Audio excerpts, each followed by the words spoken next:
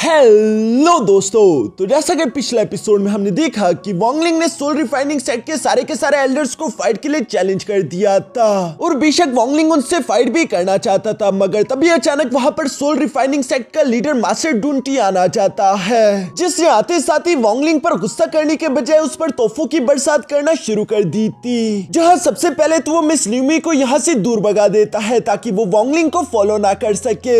इसके बाद वो अपने सोल ट्रांसफॉर्मेशन लेवल के प्रेशर का इस्तेमाल करते हुए वोंगलिंग की सोल को पूरी तरीके से ठीक कर देता है। साथ ही साथ हम देखते हैं कि मास्टर डूंटियान ने यहाँ वोंगलिंग को सोल पावर भी एब्सॉर्ब करने के लिए दे दी थी, जिसका इस्तेमाल करते हुए वोंगलिंग ने अपना लेवल ब्रेक थ्रू कर लिया। वो सोल फॉर्मेशन की पीक पर पहुंच जाता है और पीछे की तरफ वोंगलिंग की मेन बॉडी भी अपना लेवल ब्रेक थ्रू करते हुए 3 स्टार एंशिएंट गॉड बन चुकी थी। इन सब इनामात के बदले मास्टर डूंटियान चाहता रहा कि वोंगलिंग उसके सोल रिफाइनिंग सेट को एक लेवल 6 की कंट्री बनाने तक का सफर तय करे, जो काम बेशक ही बहुत मुश्किल होगा, लेकिन फिर भी वोंगलिंग ने ये मिशन एक्सेप्ट कर लिया। इसलिए मास्टर डूंटियान वोंगलिंग को बताते हैं कि अब से तुम हमारे सोल रिफाइनिंग सेट के कोर डिसाइपल और अगले बनने वाले लीडर हो। मेरे मरने के बाद सोल रिफाइनिंग सेट का सबसे ज्यादा powerful treasure 10 billion soul flag तुम्हारा होगा। मगर इसके अलावा भी वोंगलिंग को कुछ जरूरी मिशन पूरे करने थे, इसलिए वो मास्टर डूंटियान को अलविदा करते हुए वहां से रवाना हो गया। जहां दूर आने के बाद हम देखते हैं कि वोंगलिंग अपनी मेन बॉडी के साथ दोबारा से मर्ज हो जाता है ताकि वो ट्रोल एंसेस्टर और साथ ही साथ आइस एंड स्नो डोमेन के ली युआंगफेंग से अपना बदला ले सके।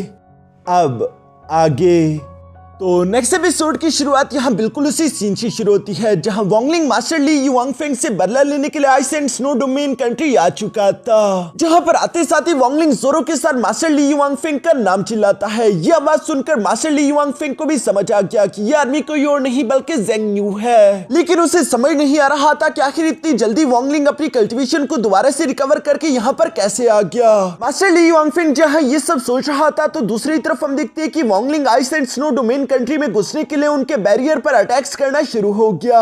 जिस डिफेंसिव बैरियर को तोड़ने के लिए वोंगलिंग सिर्फ अपने एक ही हाथ के बैन फॉर्मेशन का इस्तेमाल करते उसे आसानी के साथ चकनाचूर कर देता है। ये देखकर ice and snow domain country के डिसाइपल्स को बहुत ही ज्यादा गुस्सा आ गया और वो लोग फौरन से ऊपर की तरफ आते हुए यहाँ वोंगलिंग को चारों तरफ से घेर चुके। साथ ही साथ वो लोग वोंगलिंग को अंडर एस्टिमेट करते हुए कह रहे थे कि आखिर तुम्हारी हिम्मत कैसे हुई इस तरह से हमारे ice and snow domain country के अंदर घुसने की, अब हम तुम्हें जिंदा नहीं छोड़ेंगे। जो कहते साथ ही उन लोगों ने वोंगलिंग के नीचे एक फॉर्मेशन एक्टिवेट कर दी। साथ ही साथ उन लोगों ने वहां पर कई सारे आइस एंड स्नो स्टैचूज भी समन कर लिए थे, जिनकी वो मेड्यूसा स्टोन पावर का इस्तेमाल करते हुए वोंगलिंग को फ्रीज कर देना चाहते थे। लेकिन दूसरी तरफ वोंगलिंग के अंदर उसकी मेन बॉडी और साथ ही साथ क्लोन बॉडी दोनों एक दूसरे के साथ मिलकर काम कर रही थी, इसलिए वोंगलिंग काफी ज्यादा ताकतवर हो चुका था। वो सिर्फ अपने एक ही हाथ की पावर का इस्तेमाल करते हुए सारे के सारे डिसाइपल्स पर हमला करते हुए कहता है कि हट जाओ। वोंगलिंग का यह अटैक इतना ज्यादा खतरनाक था कि वहां पर मौजूद सारे के सारे डिसाइपल इस अटैक से इंजर्ड होते हुए फौरन से जमीन पर जा गिरे। ये देखकर तो ली युआंगफेंग भी थोड़ा सा हैरान होते हुए कहता है कि वोंगलिंग पहले से भी ज्यादा खतरनाक हो चुका है, क्योंकि उसके कई सारे डिसाइपल तो सोल फॉर्मेशन कल्टीवेटर्स थे और चूंकि वोंगलिंग ने उन सबको सिर्फ एक ही अटैक में हरा दिया, तो इसका मतलब कि वोंगलिंग की ताकत इस वक्त एक सोल ट्रांसफॉर्मेशन लेवल की कल्टीवेटर जितनी हो चुकी है। इवन कि वोंगलिंग भी खुद की इस नई ताकत को महसूस कर पा रहा था। वो याद करता है कि पिछली बार जब उसकी मेन बॉडी और क्लोन बॉडी दोनों एक दूसरे के साथ मर्ज हुई थी तो मैं इतना ज्यादा ताकतवर नहीं था। लगता है कि इस बार का ये मर्जिंग प्रोसेस पहले से भी ज्यादा अच्छी तरीके से परफॉर्म हुआ है। यही सब सोचते हुए वोंगलिंग धीरे धीरे से जमीन पर आकर खड़ा हो गया और उसके सामने मौजूद टावर के अंदर ली युआंगफेंग मौजूद है, लेकिन वो अपने टावर से बाहर नहीं आ रहा था। इसलिए हम देखते हैं कि वोंगलिंग ने गुस्से से अपना पैर जमीन पर दे मारा और उसके ऐसा करने की वजह से वहां चारों तरफ तबाही मच गई, जमीन में क्रैक्स पड़ गए और साथ ही साथ सामने की तरफ मौजूद वो टावर पूरी तरीके से खाक में मिल जाता है। और इसी वजह से मजबूरन मास्टर ली युआंगफेंग को भी बाहर की तरफ आना पड़ा, जिसने कुछ शील्ड्स का इस्तेमाल करते हुए खुद को बचा लिया था। वो अपने सामने की तरफ मौजूद वोंगलिंग की तरफ देखते हुए कहता है कि मैं देख पा रहा हूँ कितनी कम अर्से में तुम सोल फॉर्मेशन के पीक लेवल पर पहुंच चुके हो। ये सुनकर दूसरी तरफ वोंगलिंग जवाब देते हुए कहता है कि हाँ, और आज ये भी देख लेना कि कैसे मैं तुम्हारी जान लेता हूँ। जो कहते साथ ही वोंगलिंग फौरन से अपने पंच को रेडी करते हुए तीसरी के साथ ली युआंगफेंग पर हमला कर चुका। ली युआंगफेंग अपनी शील्ड्स के इस्तेमाल करते उस पंच को ब्लॉक करने की कोशिश करता है, मगर वोंगलिंग का पंच इतना ज्यादा खतरनाक था कि वो ली युआंगफेंग की सारी शील्ड्स को चकनाचूर कर देता है। साथ ही साथ वो इस इफेक्ट के कारण पीछे की तरफ दिखे लग गया। ली युआंगफेंग अभी भी सनटाई के उन थंडर्स की वजह से डैमेज था, वो पूरी तरीके से रिकवर नहीं हुआ, उल्टा वोंगलिंग ने भी उसे इंजर्ड कर दिया है। इसलिए वो समझ गया था कि यहाँ पर लाइफ एंड डेथ बैटल होने वाली है, लेकिन वो अपने डिसाइपल्स की परवाह करता था जिन पर भी वोंगलिंग का प्रेशर इस वक्त लगा हुआ है। इसलिए वो वॉन्गलिंग से कहता है कि ज़ेंग न्यू, ये लड़ाई तुम्हारी और मेरे दरमियान है, इसलिए मुझे नहीं लगता कि तुम्हें दूसरों को इसमें इन्वॉल्व करना चाहिए। जिस पर वॉन्गलिंग भी जवाब देते हुए कहता है कि हाँ तुमने सही कहा, ये लड़ाई सिर्फ तुम्हारी और मेरी है, इसलिए बाकी सब लोगों को यहाँ से जाने के लिए बोल दो। जो सुनकर ली युआंगफेंग फौरन अपने डिसाइपल्स को ऑर्डर देते हुए कहता है कि यहाँ से 1000 मील दूर चले जाओ और वापस मत आना। वॉन्गलिंग ने भी उन लोगों पर अपना प्रेशर लगाना बंद कर दिया था, इसलिए हम देखते हैं कि ली युआंगफेंग के ऑर्डर पर फौरन से वो डिसाइपल उड़ते हुए यहाँ से दूर चले गए। जिनके जाने के साथ ही हम देखते हैं कि ली युआंगफेंग ने फौरन से अपनी एक स्पेशल टेक्निक को एक्टिवेट करना शुरू कर दिया, जिसकी वजह से हवा में कई सारे सोल ड्रम्स समन हो चुके थे। और इन सोल ड्रम्स को देखते हुए वो वॉन्गलिंग को धमकी देते हुए कहता है कि तुमने यहाँ पर आकर बहुत बड़ी गलती कर दी और ये मैं आज तुम्हारे सामने साबित कर दूंगा। जो कहते साथ ही ली युआंगफेंग ने अपनी पावर्स का इस्तेमाल करते हुए फौरन से उन सोल ड्रम्स को बजाना शुरू कर दिया, जिनकी आवाज बहुत ही ज्यादा खतरनाक थी। इस आवाज को महसूस करते हुए वॉन्गलिंग के दिल ने जोरों से धड़कना शुरू कर दिया, इवन कि उसकी सोल भी स्टेबल नहीं हो पा रही थी। वॉन्गलिंग को समझ आ जाता है कि ये सोल ड्रम्स मेरे सोल पर हमला कर रही है, लेकिन दूसरी तरफ हम देखते हैं कि ली युआंगफेंग वॉन्गलिंग को ताना देते हुए कह रहा था कि बताओ वॉन्गलिंग, तुम्हें मेरे सोल ड्रम्स कैसे लगे? मुझे यकीन है कि तुम्हें इनका मजा तो आ रहा होगा। लेकिन दूसरी तरफ हम देखते हैं कि वॉन्गलिंग भी इतनी आसानी के साथ हार मानने वाला नहीं है। उसके पास एंशिएंट गॉड टूसी की मेमोरीज थी, जिसका इस्तेमाल करते हुए वो फौरन से अपनी soul protection shield technique activate कर देता है और इस टेक्निक की वजह से उसके सोल पर अभी इन ड्रम्स का कोई भी असर नहीं हो रहा था। जो देखकर तो ली युआंगफेंग के होश उड़ गए। वो हैरान होते हुए कहता है कि आखिर ये कैसे मुमकिन है। इसी गुस्से के साथ हम देखते हैं कि ली युआंगफेंग ने फौरन से अपने ice and snow line statue को एक्टिवेट कर लिया, जो कि अपनी डबल सोर्ड्स का इस्तेमाल करते हुए वॉन्गलिंग पर हमला करना चाहता था। लेकिन अब हमला करने की बारी वॉन्गलिंग की थी। हम देखते हैं कि वो तेजी के साथ हवा में जंप करते हुए उन सोर्ड्स अटैक को डॉज कर लेता है, जबकि साथ ही साथ ऊपर से तेजी के साथ नीचे की तरफ आते उसने सिर्फ एक ही किक में उस लाइन स्टैचू को जमीन पर गिरा दिया। और ऐसा करने के साथ भी वॉन्गलिंग रुकता नहीं, बल्कि वो लगातार यहाँ उस लाइन स्टैचू पर अपनी पंचेस की बरसात कर रहा था, जो कि हर एक पंच ही बहुत ही ज्यादा डेंजरस था। और इसी वजह से हम देखते हैं कि वॉन्गलिंग ने यहाँ पर उस लाइन स्टैचू को बीच में से ही तोड़ दिया, जिसकी वजह से ली युआंगफेंग भी बुरी तरीके से इंजर्ड हो चुका है। इस बार वॉन्गलिंग उससे ताना देते हुए कहता है कि क्यों, क्या हुआ, आखिर कहाँ गई तुम्हारी वो सोल ट्रांसफॉर्मेशन लेवल वाली पावर्स? क्या तुम सिर्फ इतनी ही ताकत रखते हो? दूसरी तरफ ली युआंगफेंग जो कि खून से लथपथ गुस्से में जवाब देते हुए कहता है कि शुक्र मनाओ कि सन टाई की उन थंडर पावर्स की वजह से मैं इंजर्ड हो चुका हूँ। अगर ऐसा ना होता तो मैं तुम्हें खुद की ऐसी बेइज्जती करने बिल्कुल भी ना देता। बेशक मेरा कल्टीवेशन लेवल कम हो चुका है, लेकिन अब भी मैं इतनी ताकत रखता हूँ कि मैं तुम्हें जान से मार सकूं। जो सब कहती है एक बार फिर से हम देखते हैं कि ली युआंगफेंग फौरन से हवा में जंप कर चुका और वो यहाँ पर अपनी टी डोमेन की पावर एक्टिवेट करने लगा है। पिछली बार तो इस टी डोमेन की वजह से वॉन्गलिंग की कल्टीवेशन पर असर हुआ था, इसलिए इस बार भी ली युआंगफेंग हंसते हुए कह रहा था कि मरने के लिए तैयार हो जाओ। जो कहते साथ ही वो अपनी कुछ टी डोमेन की पत्तियों का इस्तेमाल करते हुए तेजी के साथ वॉन्गलिंग पर हमला करना शुरू कर देता है। जिन पत्तियों के हमले को ब्लॉक करने के लिए हम देखते हैं कि वॉन्गलिंग अपने सामने एक शील्ड का इस्तेमाल कर रहा था, लेकिन वो ये बात अच्छे से जानते हैं कि ये एक सोल ट्रांसफॉर्मेशन लेवल के कल्टीवेटर का डोमेन है। इसी वजह से ये डोमेन काफी ज्यादा पावरफुल होगा, मैं इस तरह से इसे नहीं रोक सकता। और वॉन्गलिंग की ये बात बिल्कुल सच भी थी। दूसरी तरफ हम देखते हैं जहां ली युआंगफेंग ने वॉन्गलिंग को इन पत्तियों के साथ उलझा दिया था, वो खुद आसपास की एनर्जी को इकट्ठा करते हुए एक बहुत बड़े लोटस फ्लावर अटैक को रेडी कर रहा है। और वॉन्गलिंग ये देखने के बावजूद भी उसे रोकने के लिए कुछ नहीं कर पा रहा था, क्योंकि वो यहाँ पर मौजूद इन पत्तियों के साथ उलझा हुआ है, जिन्हें डॉज करने या फिर ब्लॉक करने का कोई फायदा नहीं था, क्योंकि ये वापस से पलटकर वॉन्गलिंग की तरफ आ जाते थे। इवन कि जब वॉन्गलिंग ने अपने पंचेस का इस्तेमाल करते हुए उन्हें डिस्ट्रॉय करने की कोशिश करी, जो करने की वजह से तो उल्टा वॉन्गलिंग के हाथ फ्रीज हो रहे थे। ये देखकर वॉन्गलिंग परेशान हो गया। दूसरी तरफ हम देखते हैं कि अब तक ली युआंगफेंग का वो लोटस फ्लावर अटैक रेडी हो चुका था, जिस जायंट लोटस फ्लावर का इस्तेमाल करते हुए ली युआंगफेंग उसे फौरन से वॉन्गलिंग पर थ्रो कर देता है। इस अटैक से हिट होते ही वॉन्गलिंग फौरन से जमीन से जा लगा, जिस वजह से चारों तरफ सन्नाटा छा गया। ली युआंगफेंग ये देखकर जोर जोर से हंसना शुरू कर देता है। साथ ही साथ वो वॉन्गलिंग से कह रहा था कि ज़ेंग न्यू, मैंने तो तुमसे पहले ही कहा था कि आज के दिन ये ice and snow domain country ही तुम्हारा कब्रिस्तान बनेगा, और मैंने अपनी बात को पूरा भी कर दिया। ये सब कहते हुए ली युआंगफेंग इसी तरह इवल्स की तरह जोर जोर से हंसी रहा था, मगर तभी अचानक उस लोटस फ्लावर ने हिलना शुरू कर दिया, जो देखकर ली युआंगफेंग की हंसी गायब हो जाती है। तभी अचानक हम देखते हैं कि वो लोटस फ्लावर ब्लास्ट हो गया, जिसके अंदर से वॉन्गलिंग धीरे धीरे निकलते हुए बाहर की तरफ आ रहा था। साथ ही साथ वो बहुत ही एटीट्यूड के साथ आगे की तरफ बढ़ते हुए कहता है कि ली युआंगफेंग, सोल ट्रांसफॉर्मेशन लेवल पर होने की वजह से बेशक तुम्हारी डिवाइन एबिलिटीज कमाल की है, लेकिन उन डिवाइन एबिलिटीज को एक्टिवेट करने के लिए भी सेलेस्टियल पावर की जरूरत होती है, जो कि तुम्हारे पास बिल्कुल भी ज्यादा नहीं। तुम्हें सच बताऊं तो मैं सोल ट्रांसफॉर्मेशन की डोमेन के बारे में समझना चाहता था, इसी वजह से तुम्हारा टी डोमेन अभी तक मैंने तोड़ा नहीं, और तुम्हारी वजह से ही मैं डोमेन के बारे में कुछ नया सीख पाया हूँ।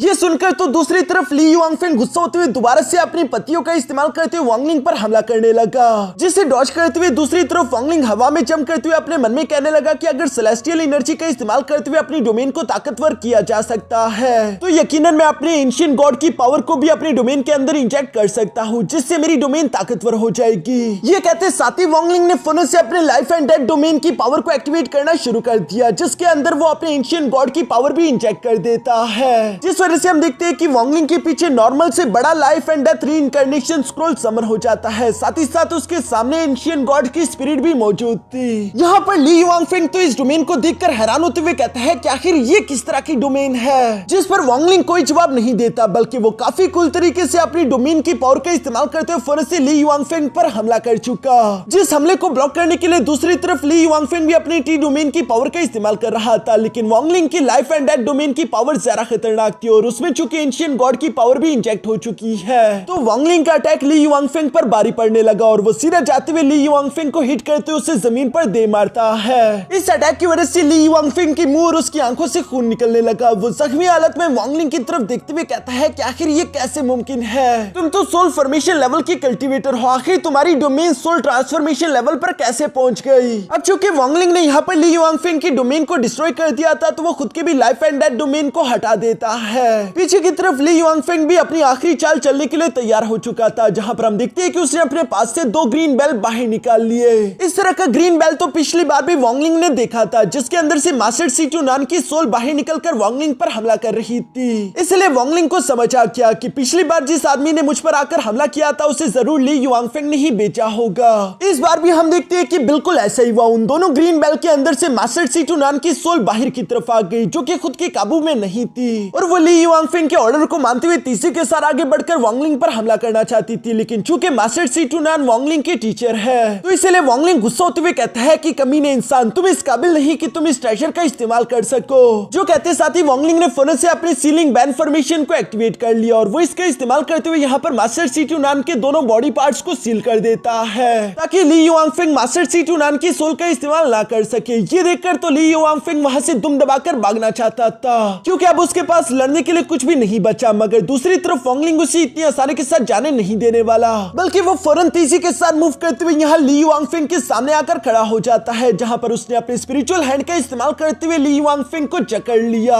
दूसरी तरफ ली युआंगफेंग भी वांगलिंग की तरफ देखते हुए कहता है कि बेशक आज के दिन मैं मरने वाला हूँ, लेकिन ज़ेंग यू, मैं अकेले नहीं मरूंगा, तुम भी मेरे साथ मरोगे। ये कहते साथ ही ली युआंगफेंग की बॉडी से काफी ज्यादा खतरनाक एनर्जी हवा में अनलीश होने लगी, क्योंकि वो खुद की सोल को सेल्फ डिस्ट्रक्ट करने वाला था। जो देखकर ली युआंगफेंग के डिसाइपल तो अपने मास्टर के लिए काफी ज्यादा परेशान हो गए थे, लेकिन दूसरी तरफ वांगलिंग को इस बात से ज्यादा फर्क नहीं पड़ता, बल्कि वो यहाँ ली युआंगफेंग के पीछे एक space time crack portal open करते हुए कहता है कि बेशक अगर तुम खुद को सेल्फ डिस्ट्रक्ट करना चाहते हो तो शौक से करो, मगर मैं तुम्हें बता दूं यहाँ पर मैं तुम्हारे साथ नहीं मरूंगा, मैं तो वॉइड के अंदर जा सकता हूँ। मरने वाले तुम्हारे अपने ice and snow domain country के लोग होंगे। ली युआंगफेंग वैसे तो एक नंबर का कमीना था, लेकिन उससे सच में अपने लोगों की परवाह थी, इसलिए वो खुद के सेल्फ डिस्ट्रक्शन टेक्निक को डीएक्टिवेट करते हुए कहता है कि अच्छा ठीक है, मैं हार मानता हूँ। इस मामले में ice and snow domain country के लोगों का कोई भी लेना देना नहीं, इसलिए मैं नहीं चाहता कि उनमें से किसी को भी मौत आए और मेरे जाने के बाद तुम उनमें से किसी को भी कुछ ना करना। अगर तुम ऐसा करते हो तो मैं तुम्हारे किसी भी हुक्म को मानने के लिए तैयार हूँ। ये सुनकर वांगलिंग ली युआंगफेंग के साथ डील करते हुए कहता है कि ठीक है, मुझे तुम्हारी सोल ट्रांसफॉर्मेशन की सोल चाहिए और बदले में मैं तुम्हारी ice and snow domain country को जिंदा बख्श दूंगा। ली युआंगफेंग ये सुनकर शॉक हो जाता है, लेकिन उसके पास दूसरा कोई रास्ता नहीं था, इसलिए हम देखते हैं कि वांगलिंग ने यहाँ पर ली युआंगफेंग की बॉडी से उसकी सोल बाहर निकाल ली। जो देखकर ice and snow domain country के लोग तो काफी ज्यादा परेशान हो गए थे, क्योंकि वो आज के दिन अपनी आंखों के सामने खुद के सेक्ट लीडर को मरता हुआ देख रहे हैं। दूसरी तरफ वांगलिंग ने भी ली युआंगफेंग की सोल को अपने सोल फ्लैग के अंदर कैप्चर कर लिया था। यहाँ ली युआंगफेंग को खत्म करने के बाद हम देखते हैं कि वांगलिंग ने उसके सारे के सारे डिसाइपल्स की कल्टीवेशन को भी कम करना शुरू कर दिया।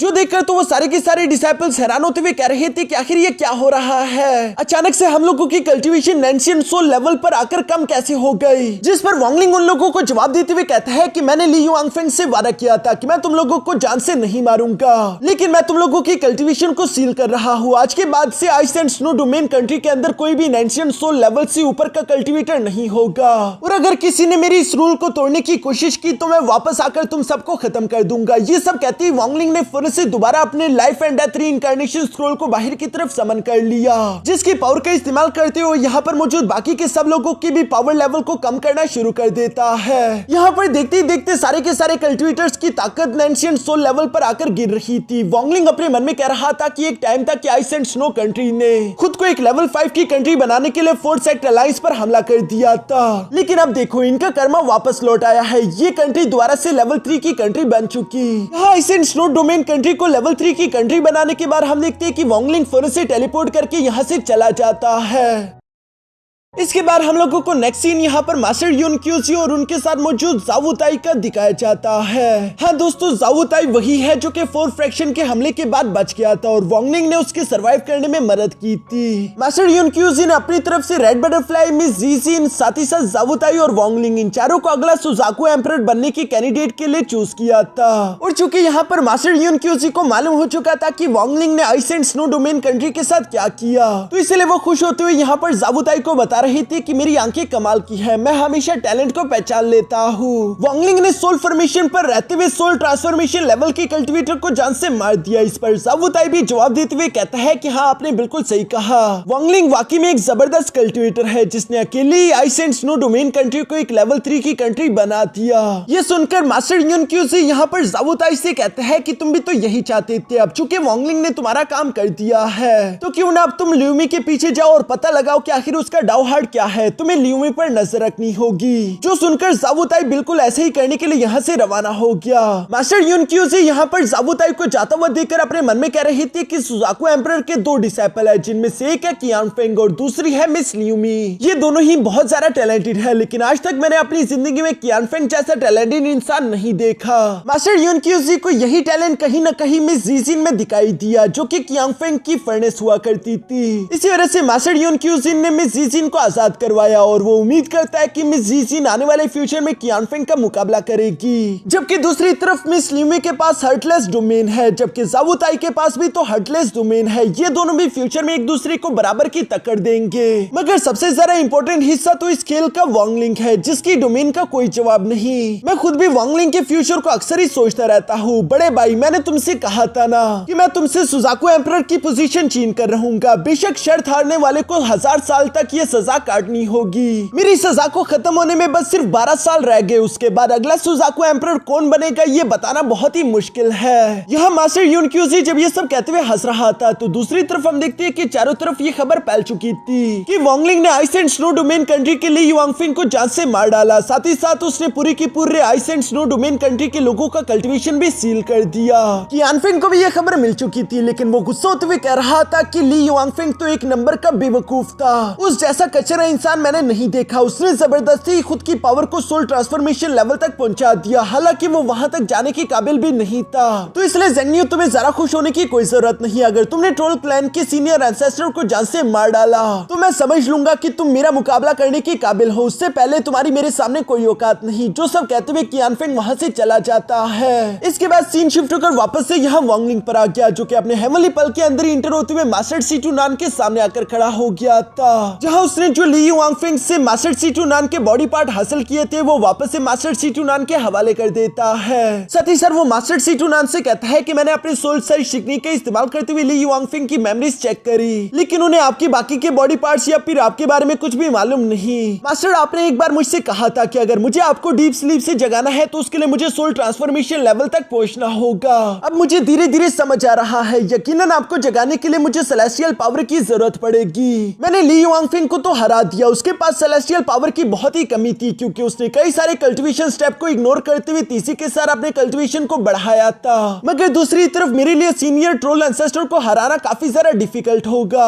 क्योंकि सीनियर ट्रोल एंसेस्टर ने अपनी कल्टीवेशन को स्टेप बाय स्टेप कंप्लीट किया है और इसके अलावा उसके पास तो टेलीपोर्टेशन डिवाइन एबिलिटीज भी है। ट्रोल क्लैन के खुद के भी कुछ स्पेशल टेक्निक्स होते हैं। मुझे नहीं लगता कि मैं उसे हरा पाऊंगा, क्योंकि सन टाई को भी उसे हराने में काफी ज्यादा मुश्किल आई थी। ये सब बोलते हुए वॉन्गलिंग मास्टर सीट यूनान के सामने बैठकर वाइन एंजॉय कर रहा था, अचानक उसे याद आया कि वो सीनियर ट्रोल एंसेस्टर बार बार यही जिद कर रहा था कि उसे मेरी बॉडी चाहिए। लगता है कि ट्रोल क्लैन को मालूम हो गया कि मेरे पास हेमली पल है और वो यकीनन हेमली पल ही मुझसे छीनना चाहता होगा, जिसका सीधा सीधा मतलब यही बनता है कि एक बार वो ट्रोल एंसेस्टर अपनी इंजरीज को रिकवर कर ले, इसके बाद वो मुझे ढूंढने के लिए दोबारा मेरे पीछे जरूर आएगा। ये सब कहते हुए वॉन्गलिंग खड़ा होकर कहता है कि अब चाहे मैं फाइट करूं या फिर ना करूं, दोनों ही तरीके से ये जंग मुझ पर मुसल्लत होने ही वाली है, इसलिए मैंने फैसला कर लिया कि मैं ट्रोल एंसेस्टर को जान से मारूंगा, चाहे फिर ये काम कितना ही मुश्किल क्यों ना हो। यहाँ पर अब वॉन्गलिंग ने फैसला कर लिया था, तभी अचानक उसे बाहर से किसी का ऑरा महसूस हुआ, इसलिए वॉन्गलिंग फौरन आवाज देते हुए कहता है कि कौन है वहाँ पर और तुम्हें क्या चाहिए, जिस पर दरवाजे की दूसरी तरफ से एक आदमी आवाज देते हुए कहता है कि मुझे यहाँ पर मास्टर डूंटियान ने भेजा है, मैं उनकी तरफ से आपके लिए कुछ लेकर आया हूँ। ये सुनकर वॉन्गलिंग फौरन उस आदमी से मिलने के लिए बाहर की तरफ आ गया,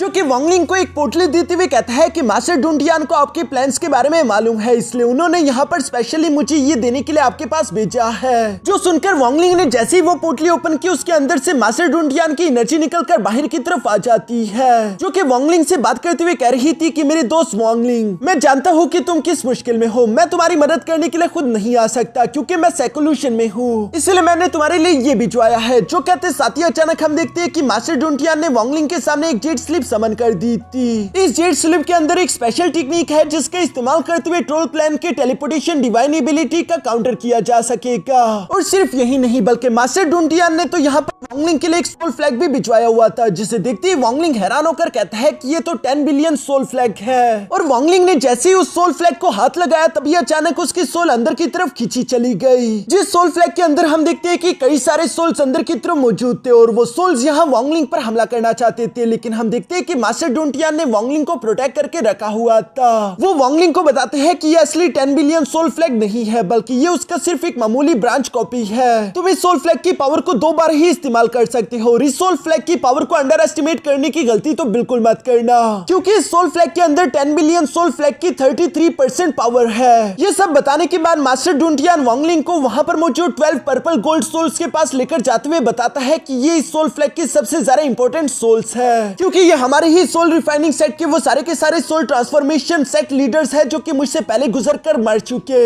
इनकी वजह से तुम कई सारे पावरफुल से पावरफुल कल्टिवेटर्स का मुकाबला कर पाओगे, लेकिन याद रखना अगर तुम्हें इन्हें कंट्रोल करना है तो उसके लिए तुम्हें गॉड लॉकिंग टेक्निक आनी चाहिए, जिस टेक्निक का इस्तेमाल करते हुए इस वक्त मास्टर डूंटियान वहां पर मौजूद सारी की सारी सोल्स को कंट्रोल कर रहा था, लेकिन वो वॉन्गलिंग पर हमले कर रही है। अब चूंकि मास्टर डूंटियान ने वॉन्गलिंग को ये गॉड लॉकिंग टेक्निक एक्टिवेट करने का बोल दिया था, तो इसलिए हम देखते हैं कि वो फौरन से नीचे की तरफ बैठकर इस गॉड लॉकिंग टेक्निक को परफॉर्म करने लगा। इससे पहले कि वो 12 सोल ट्रांसफॉर्मेशन लेवल की सोल्स आगे बढ़कर वॉन्गलिंग पर हमला कर पाती, तब तक वॉन्गलिंग ने गॉड लॉकिंग टेक्निक को एक्टिवेट कर लिया, जिसमें से चीज निकलते हुए फौरन से उन सोल्स को जकड़ना शुरू कर देती है। और वॉन्गलिंग उन्हें जकड़ने के बाद फौरन उन लोगों के माथे पर सील्स भी लगा देता है, जिसकी वजह से अब इन सोल्स ने वॉन्गलिंग के खिलाफ रेजिस्ट करना बंद कर दिया।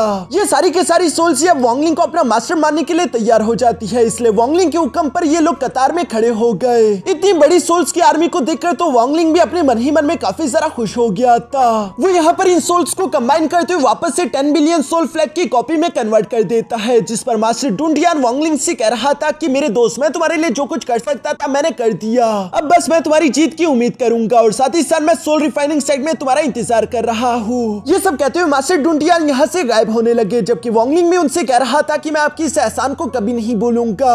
अब चूंकि यहाँ पर वॉन्गलिंग के हाथ में ये 10 बिलियन सोल फ्लैग आ चुकी थी, तो उसकी हिम्मत भी पहले से बढ़ चुकी है। वो ट्रोल एंसेस्टर को याद करते हुए कह रहा था कि तुम्हारी किस्मत काफी ज्यादा खराब है, अब तुम जिंदा नहीं बचोगे। और यहाँ इसी खतरनाक सीन के साथ हमारा ये एपिसोड यहीं पर खत्म हो गया।